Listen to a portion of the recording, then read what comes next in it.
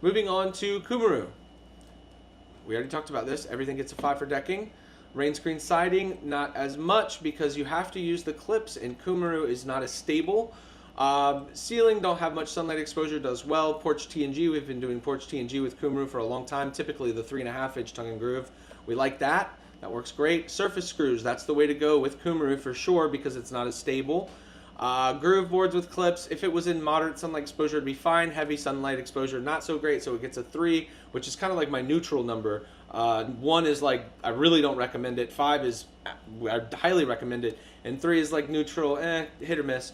So for groove boards, it gets a 3. Again, it would do fine if the sunlight exposure was minimal, but that's why it gets that. Camo exposure, or camo edge fastening rather, also gets a 3. Again, in heavy sunlight exposure, probably not great. In minimal sunlight exposure, probably really just fine.